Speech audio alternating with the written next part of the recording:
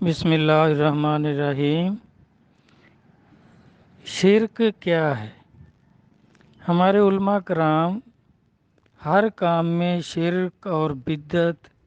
جو کام شرک اور بدعت نہیں ہیں ان کو بھی شرک بناتے رہتے ہیں، کبھی بدعت بناتے ہیں۔ حالانکہ اولیاء کرام کے جو کام ہیں، جو معمولات ہیں، بالکل عین بین قرآن و حدیث کے مطابق ہیں، تو ان کو یہ کبھی شرک کہہ دیتے ہیں، کبھی بدعت کہہ دیتے ہیں۔ تو جس طرح سجدہ تعظیم جو ہے، دیکھیں قرآن پاک میں اللہ تبارک تعالیٰ حکم فرما رہے ہیں، فرشتے سجدہ کر رہے ہیں، اور بعد میں سورہ یوسف دیکھ لیں، یعقوب علیہ السلام سجدہ کر رہے ہیں، اللہ کا نبی ہے، یوسف علیہ السلام بھی اللہ کے نبی ہیں، نبی کو سجدہ کر رہا ہے، ان کی آل اولاد بھی کر رہی ہے، تو اللہ تبارک تعالیٰ نے اس کو احسن القصص فرمایا، یہ نہیں فرمایا کہ بھی یہ غلط ہے۔ اور کسی جگہ بھی اس کی منسوخی موجود نہیں ہے، اللہ تعالیٰ نے کہیں بھی اس کو سجدہ تعظیم کو منسوخ نہیں فرمایا۔ صحابہ کرام نبی علیہ الصلوۃ والسلام کو سجدہ تعظیم کرتے تھے،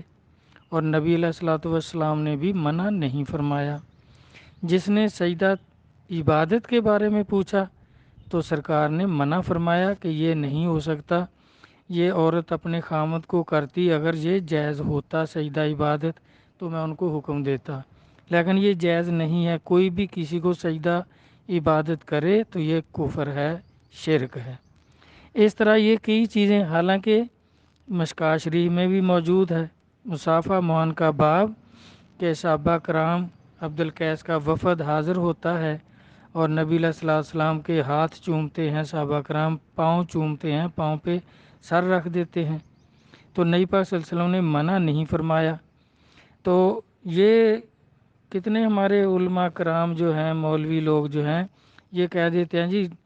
قدموں پہ سر رکھنا تو علیحدہ، قدم بوسی تو دور کی بات ہے، رکوع جتنا جھک جانا بھی جو ہے یہ شرک ہو جاتا ہے۔ تو اس طرح یہ اولیاء کرام پہ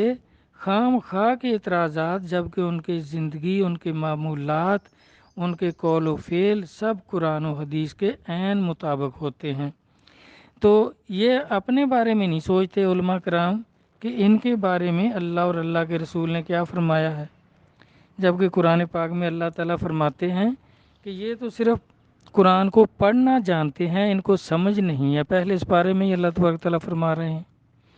اور دوسرا سورۃ حجرات میں اللہ تبارک تعالیٰ فرماتے ہیں کہ ایک بیوقوفوں کا گروہ، گنواروں کا گروہ مسلمان ہوا تو وہ کہتے ہیں ہم مومن ہو گئے ہیں، اے نبی ان سے بولو کہ اپنے آپ کو مسلمان کہو، ایمان کب تمہارے دلوں میں داخل ہوا ہے؟ تو یہ ہمارے جتنے مولوی صاحبان ہیں سب یہی کہتے ہیں کہ جو مسلمان ہے، نماز پڑھتا ہے، روزہ رکھتا ہے، تو شریعت کے اوپر پابند ہے، تو یہ سب مومن ہیں، سب ولی ہیں۔ حالانکہ اللہ تعالیٰ ان کو بیوقوف فرما رہے ہیں، گنوار فرما رہے ہیں کہ اپنے آپ کو مسلمان کہو۔ اور بخاری شریف میں بھی اسی طرح ہے کہ حضرت سعد رضی اللہ عنہ دیکھ رہے ہیں کہ آپ تقسیم فرما رہے ہیں مال غنیمت اور ایک آدمی کو نہیں دے رہے، تو وہ قسم کھا کے کہہ رہے ہیں کہ یا رسول اللہ صلی اللہ علیہ وسلم آپ اس کو نہیں دے رہے، جبکہ میں اسے مومن سمجھتا ہوں۔ تو نبی پاک صلی اللہ علیہ وسلم نے بھی فرمایا کہ آپ اس کو مومن سمجھتے ہیں یا مسلمان۔ 3 دفعہ انہوں نے وہی دہرایا، 3 دفعہ نبی پاک نے بھی وہی دہرایا۔ اب دیکھیں مومن اور مسلمان کا فرق ہو گیا کہ جو بیعت کر کے نور ایمان حاصل کریں تو پھر وہ مومن ہوتے ہیں، کلمہ پڑھ کے مسلمان ہو گئے، شریعت پہ عمل کرتے ہیں تو یہ مومن نہیں ہیں، مسلمان ہیں۔ اگر شریعت پہ عمل ہی نہیں کرتے، نماز روزہ کرتے نہیں ہیں، فرض واجبات کی ادائیگی نہیں کرتے، پھر تو وہ مسلمان بھی نہیں ہیں۔ تو مومن تو بھائی نور ایمان حاصل کرنے سے ہوتا ہے۔ تو اس طرح یہ سب کچھ قرآن و حدیث کے خلاف کہتے ہیں، اور اولیاء کرام سب کچھ قرآن و حدیث کے مطابق کرتے ہیں، یہ پھر بھی ان پہ اعتراض کرتے ہیں جو اپنی ان کی کمی کمزوری اور کوتاہیاں ہیں ان کو دور نہیں کرتے۔ تو اس طرح یہ حالانکہ اللہ تبارک تعالیٰ ان لوگوں کے بارے میں فرماتے ہیں، اولیاء کرام کے بارے میں، کہ انا اولیاء اللہ لا خوف علیہم ولا هم یحزنون، کہ ان کو نہ کوئی ڈر ہے، نہ خوف ہے، نہ یہ غمگین ہوں گے، حشر میں بھی خوش ہوں گے، کیونکہ یہ جنتی لوگ ہیں۔ ان کے بارے میں نبی پاک صلی اللہ علیہ وسلم کا فرمان پاک ہے، جیسے آپ نے فرمایا یہ ابن ماجہ فرقوں کا باب کہ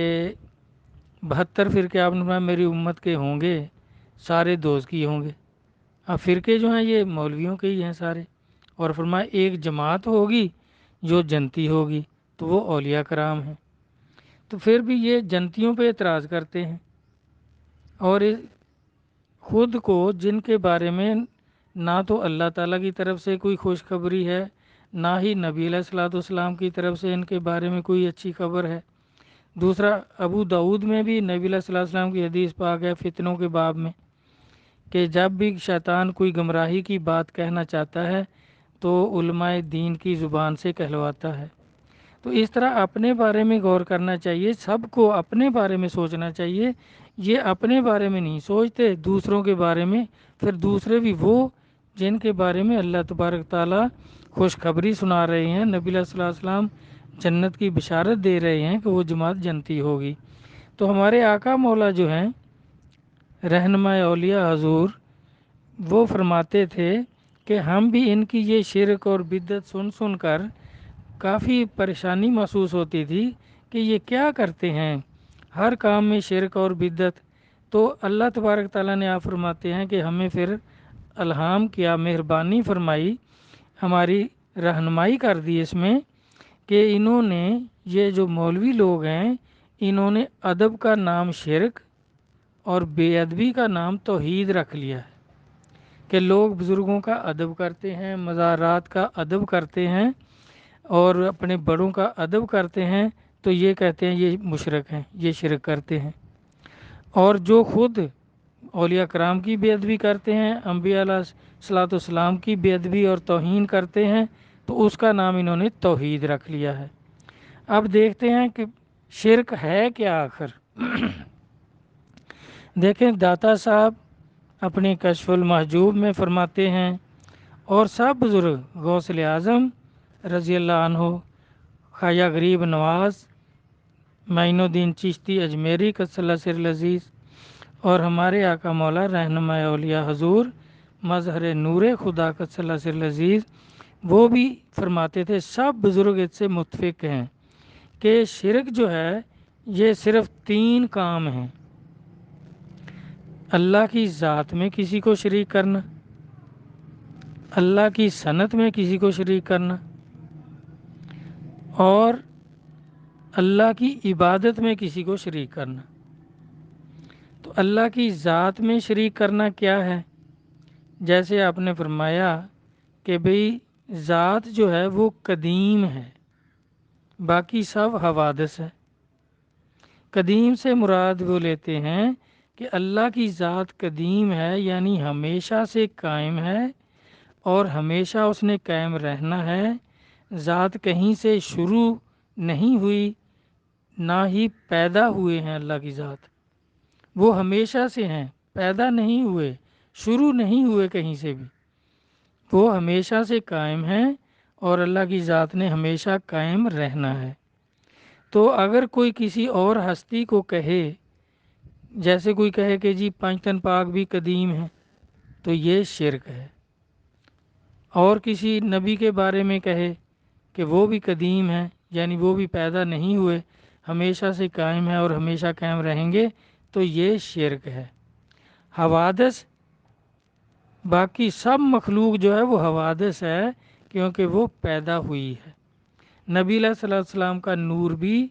پیدا ہوا، اللہ تعالیٰ نے سب سے پہلے نبی علیہ الصلوۃ والسلام کے نور کو پیدا فرمایا، یہ نہیں فرمایا کہ یہ بھی ہمیشہ سے ہے اور یہ ہمیشہ رہے گا، یہ نہیں فرمایا۔ باقی سب حوادث ہے، یہ عقیدہ رکھنا صحیح ہے کہ ذات صرف قدیم ہے، باقی سب پیدا ہوئے ہیں، باقی سب مخلوق ہے۔ دوسرا ہے کہ آپ کی صنعت میں شریک کرنا، جیسے اللہ تعالیٰ کی صنعت کاری ہے کہ زمین، آسمان، سارے زمین و آسمان، پہاڑ، سمندر، یہ سب اللہ نے بنائے ہیں، اللہ نے ہی پیدا کیا ہے ان کو، اللہ نے بنایا ہے۔ اگر کوئی شخص کہے کہ یہ کوہ طور پہاڑ موسیٰ علیہ السلام نے بنایا تو یہ شرک ہے، کیونکہ اس نے اللہ کی صنعت میں موسیٰ علیہ السلام کو شریک کیا۔ تو سب اسی طرح کوئی کہے جی فلاں سمندر جو ہے وہ نوح علیہ السلام نے بنایا، یا ساتواں آسمان جو ہے وہ نبی علیہ الصلوۃ والسلام نے بنایا ہے، یہ ایسا کوئی کہے تو شرک ہے۔ تو اس طرح کوئی مسلمانوں کا فرقہ نہ، مسلمانوں میں جو سلسلے ہیں بزرگان دین کے،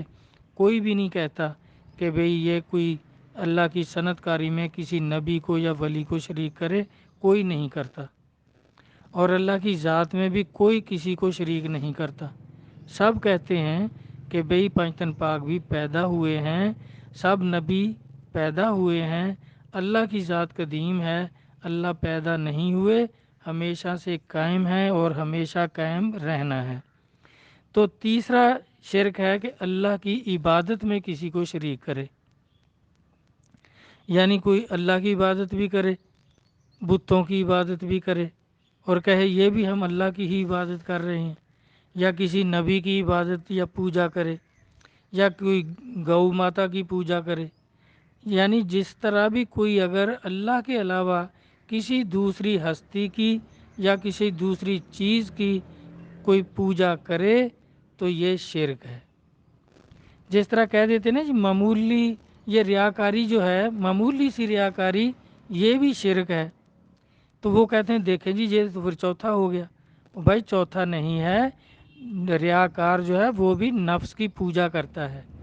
اپنے نفس کی خواہش کے لیے وہ ریاکاری کرتا ہے، دکھاوا کرتا ہے، عبادت میں کرے، سخاوت میں کرے، کسی کام میں بھی کرے تو وہ بھی اپنے نفس کے لیے کرتا ہے، نفس کی پوجا کرتا ہے۔ تو اللہ کے علاوہ کسی چیز کی بھی کوئی پوجا کرے،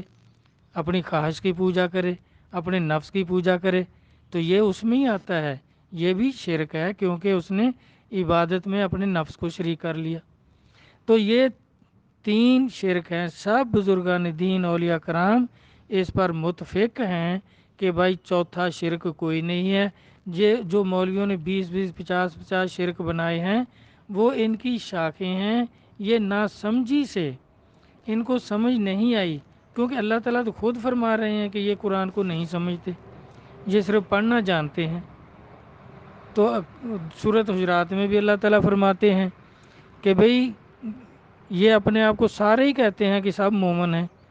مسلمان جو ہیں علماء کرام سارے اپنے آپ کو مومن کہتے ہیں کہ ہم 5 وقت نماز پڑھتے ہیں، تہجد بھی پڑھتے ہیں، تلاوت کرتے ہیں، قرآن پڑھتے ہیں، قرآن پڑھاتے ہیں، سب نیکیاں کرتے ہیں، نیکیوں کا حکم دیتے ہیں، تبلیغ کرتے ہیں۔ تو یہ پھر اس طرح کہتے ہیں، تو اللہ تبارک تعالیٰ کیا فرما رہے ہیں کہ بھائی اپنے آپ کو مسلمان کہو، سورۃ حجرات 14 نمبر آیت میں،